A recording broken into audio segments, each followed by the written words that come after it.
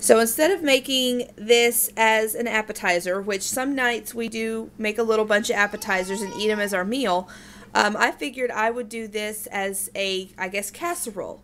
So I'm just going to do my spinach and artichoke dip and put it on top of some chicken. And that way we can eat it with pita bread or flatbread or something like that. So I've started with 3 big chicken breasts.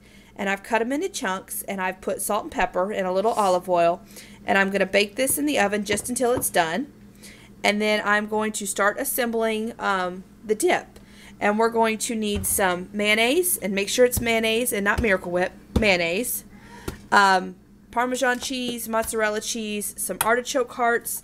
Make sure you find, these are the only ones I could find that were not marinated. I don't want the marinated ones.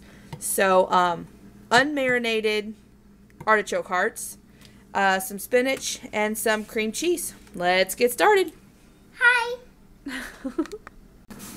So next is the dip, and I have drained and squeezed my spinach so that way it's nice and dry, and put it in the bottom of a bowl. And I've added to it half a brick or 4 ounces of cream cheese. I say or so because I usually tend to do a tad over. I mean, what's the harm, right?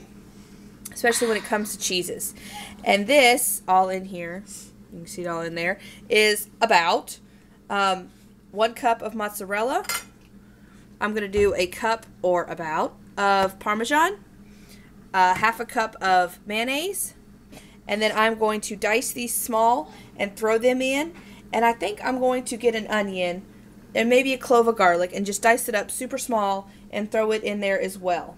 So let me get all this stuff mixed together, and we'll be back.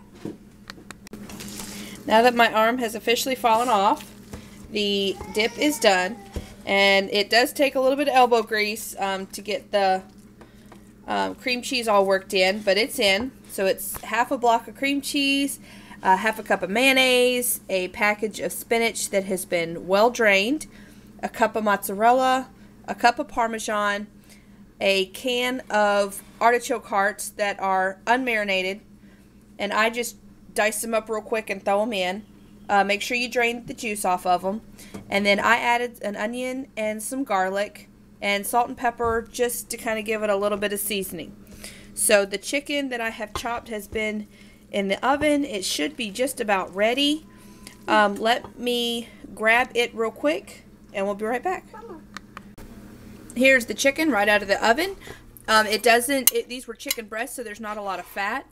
If you use thighs or anything that has a lot of fat in it, I would suggest draining off any of the extra juice or the fat.